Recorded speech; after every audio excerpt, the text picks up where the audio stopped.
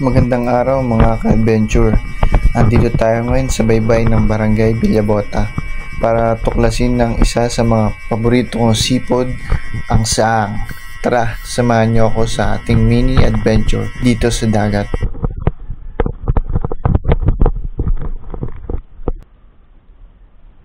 Ang saang o spider shell ay isang uri ng shellfish na karaniwang makikita sa mababaw at maalat na bahagi ng dagat. Dito sa Barangay Villabota, isa ito sa mga kabuhayan ng ilang residente. Kadalasan makikita ang saang sa may batuhan o sa ilalim ng buhangin. Kailangan lang natin ng tiyaga at matalas na mata.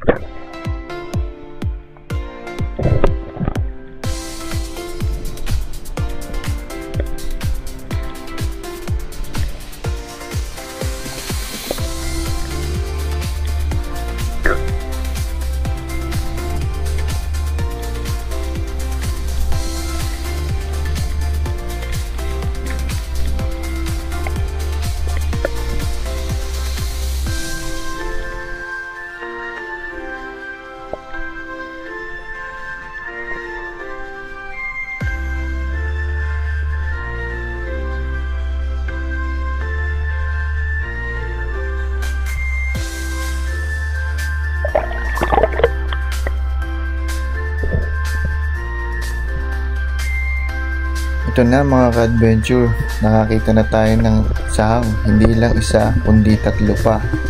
Ang shell nila ay medyo mahaba at good size na mga ka-adventure.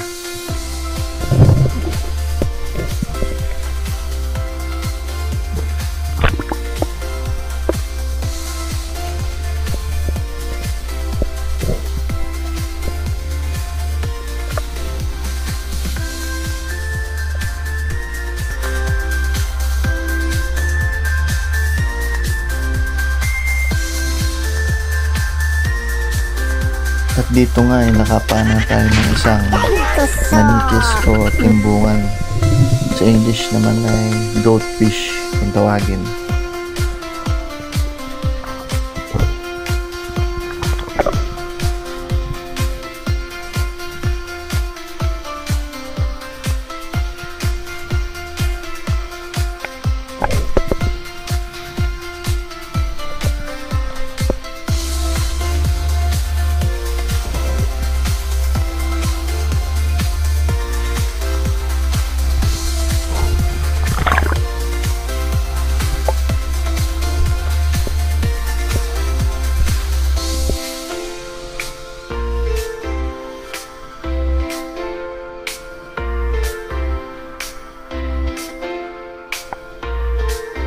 At dito nga ay nakapana ulit tayo ng isang isda na kung tawagin ay punong, pero hindi ko alam ang tunay na tawag dito mga ka-adventure.